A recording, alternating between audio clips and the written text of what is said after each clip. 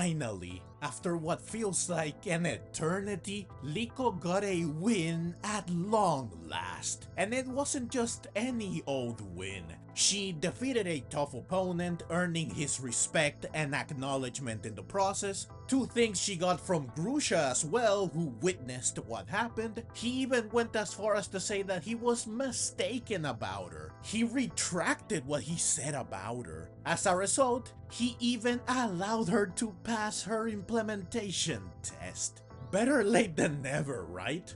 Moreover, Geeta and Clavell thanked her for protecting the Academy while declaring that she is worthy of Terastal, of receiving Grusha's approval and passing her test. This is literally the best comeback we could have hoped for. Liko finally got what she deserves. After enduring so much, she finally got everything she was owed, and I couldn't be happier. Throw in several fun, cute, and intense moments and you get an episode that I have nothing but praise for. So let's break the episode down. I will tell you exactly what happened, my thoughts and opinions on it, and why it was so good, especially for Liko. The episode begins in Naranja Academy. Liko and friends are finally back. Clavell congratulates all the students that passed their implementation test, stating that they will formally receive their Terastal orb as a reward. These words sting for those that didn't make it, which curiously includes Dot's doppelganger, meaning that both trios had one person fail. Clavell goes on to say that to close out the Terastal course, they will have a tournament between all the students, and they are allowed to use Terastal even if they failed their implementation test. Something Liko was concerned about. She and Floragato are determined to make the most of what they think will be their final use of Terastal. Thankfully, they are wrong about this. The tournament gets underway with Anne and DeWatt clashing with Liko's doppelganger and Rose Raid. Nemona shows up to reveal that she and even the gym leaders are here to watch the battles, though Liko notes that Grusha appears to be absent. As they watch the battles, Dot receives a call from Penny who wants to see her ASAP because they have a crisis on their hands. Dot meets up with Penny who reveals that someone is hacking into the Academy's database. That someone is Agesen aka Chelsea, who I recall Penny was already suspicious of. She even found out somehow that Agesen belongs to a little group called the Explorers. Perhaps you know of them. She must have done some insane background check, huh? Dot's reaction to this revelation gives away the fact that she knows the Explorers, which makes Penny ask about them. Once Penny is up to speed, they try to zero in on what the Explorers are trying to accomplish by hacking into the Academy's database. Just like I did, Dot recalls the information they were shown about Terapagos and Area Zero, and she concludes that this is what the Explorers are after. So they headed to Clavell's office hoping to stop the hack, but to their surprise, there's no one in the office. However, Clavell's computer is open and it is being accessed remotely. Penny and Dot conclude that Chelsea must be in one of 3 places within the Academy that have access to Clavell's computer.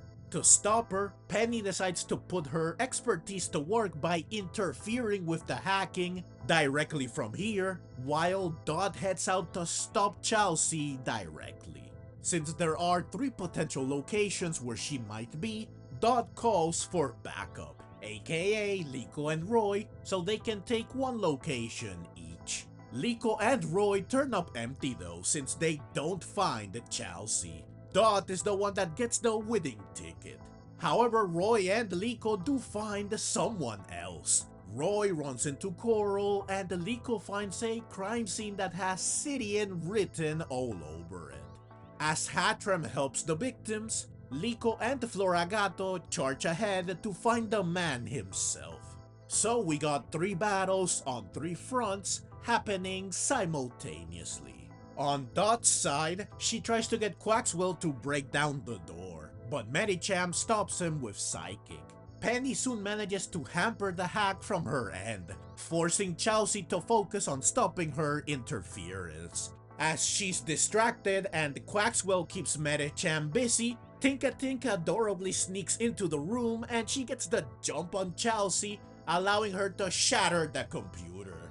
Sadly, it's too late. Chelsea successfully extracted all the data she needed. She then reveals that she has a Satu who she uses to make her escape via teleport. Fun fact, this means that currently Coral is the only Explorer admin that has only one Pokemon. Hilariously, this is likely because all the other admins, except Spinel, have one Pokemon for battling and one for transport. But Glalie can do both. So, on Liko's side, Sidian, like Amedio, was not after Terapagos but won't give up a chance to catch it right in front of him. Liko of course refuses to hand Terapagos over. I love that Sidian says that what can a child hope to do, and Liko says that she can fight. Further proof that when push comes to shove, she will make a stand with courage. Floragato and Garganacl begin the battle with a clash of Magical Leaf and Salt Cure respectively. Garganacl quickly follows up with Stone Edge, which Floragato jumps over. She uses another Magical Leaf to land a clean hit that Garganacl shrugs off. It then retaliates with Salt Cure. Floragato avoids it with Quick Attack and a follow-up punch with Acrobatics, which she also uses to land a powerful strike, dealing some serious damage. As the battle rages on, Grusha, who turns out did come to see the tournament, stumbles upon the incapacitated guard and Psyduck, and Hattrem, who directs him to Liko, allowing him to secretly witness her battle, which soon turns dire for her when Garganacl uses Recover to heal up and then Sidian terastalizes it.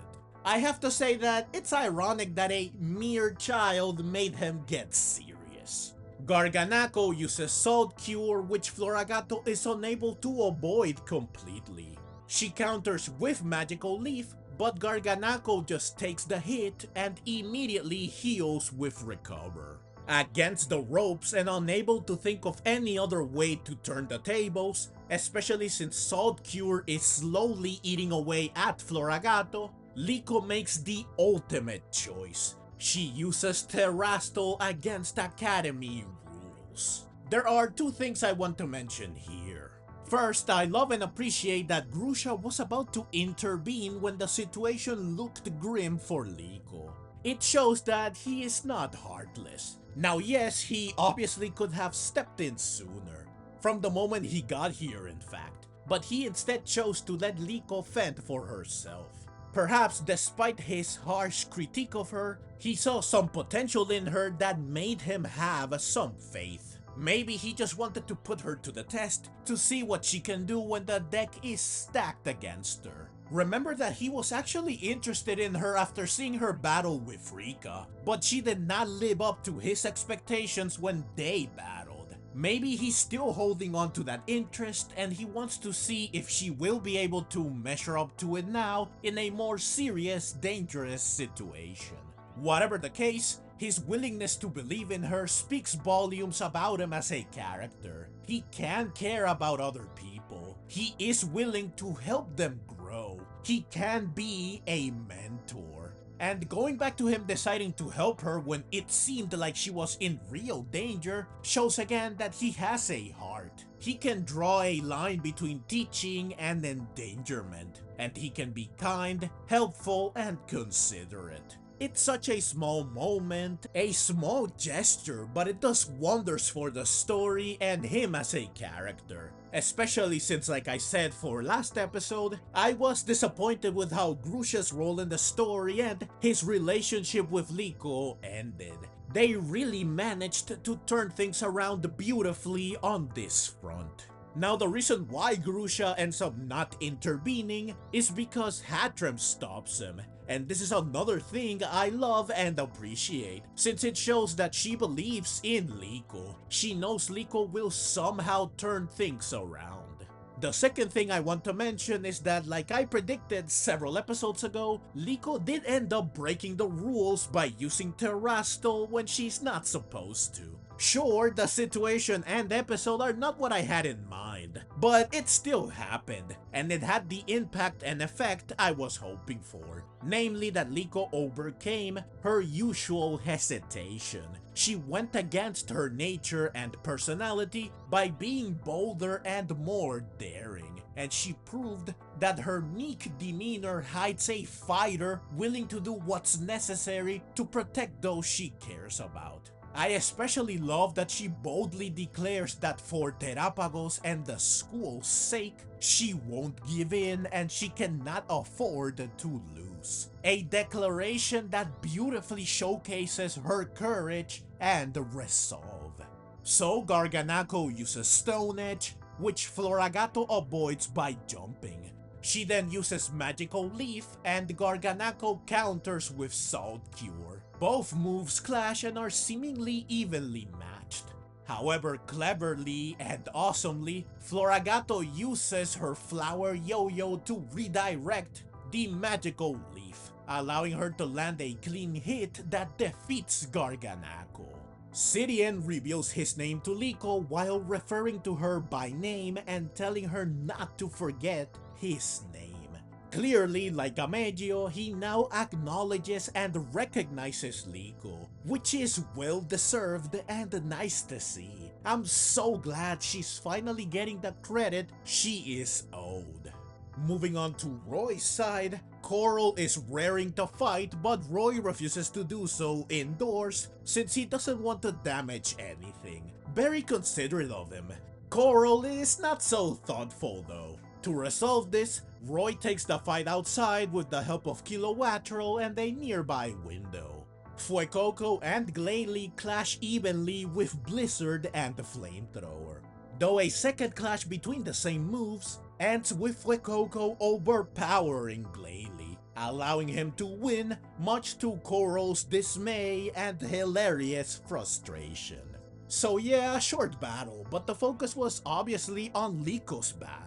Rightfully so, I might add, even if I do feel bad for Coral, who I never get tired of. On his way out, Sidian picks her up with Aerodactyl, which is always funny. As they fly away, she exclaims to Roy that he better not think that he won, which he obviously did, but she's clearly a sore loser. So Grusha approaches Liko, who is understandably worried about the consequences of her actions. Grusha simply tells her to meet him at the principal's office, which she does. Clavell and Geeta are present too, and by all accounts, it seems Liko is in trouble, so she apologizes. However, Grusha apologizes too, saying that he misjudged her strength. When she fights for someone else, her true power emerges. He then declares that she passes her implementation test. Liko is happily shocked, and she wonders if it's okay. But Grusha says that she got results, going back to his philosophy. Clavell and Geeta both give their blessing, thanking her for protecting the school, praising her skills which make her worthy of Terastal, and stating that getting Grusha's approval means that she deserves to pass. Liko earnestly thanks them all. I'm so happy that she passed in the end. I held hope that this would happen, that maybe they had some grand plan in mind to allow her to pass. But admittedly, things were looking grim for her given how everything was shaping up. Thankfully, they did not forsake her, which would have been very unfair. Meanwhile, Dot laments that they couldn't stop Chelsea, but Penny reassures her by saying that at least they got proof of who the culprit was, they kept damage to the school to a minimum, and the tournament was not interrupted. She thanks Dot for her help, which leaves her feeling bashful. A sweet moment all around. Also, I love that Tinka-Tink is seemingly trying to make a hammer out of the broken computer. Out on the battlefields, Roy and Dot congratulate Liko for passing. The episode ends with Dendra approaching them to reveal that since Liko passed, her opponent for the tournament changed. She will now face Roy, much to their shock. What more can I really add? I think I said everything I wanted to say.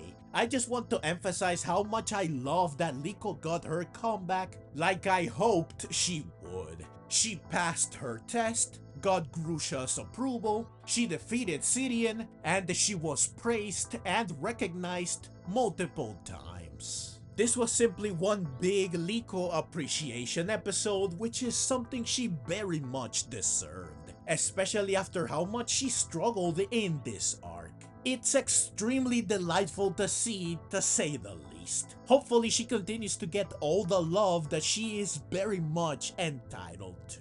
As for the consequences of the explorers successfully extracting the information they wanted, it's difficult to say without knowing exactly what said information is. Though of course we know it's about Terapagos. Whatever it is, it will surely influence their plans going forward, which in turn will influence the story and our main characters. And it might even lead us to Area Zero. So yeah, overall this was a wonderful episode. I have zero complaints about it. In fact, all I have for it is praise, since it addressed everything from the last few episodes that I had issues with. From Liko being consistently denied success to Grusha failing to leave a positive, visible mark on the narrative, this episode fixed all of it beautifully, ensuring that it ended up being a remarkable and magnificent showing that marvelously sets up the grand finale of this arc, which will hopefully be just as amazing, if not more. The various battles, while nothing to write home about, were all enjoyable and exciting enough to elevate the episode even further, as did the several fun and cute moments throughout. So yeah, a fantastic episode for sure. But that's the review and the video. Please let me know what you think of this episode in the comments below, and click on the links on screen now to see my reviews of the previous 3 episodes. I will see you over there. Thank you so very much for watching.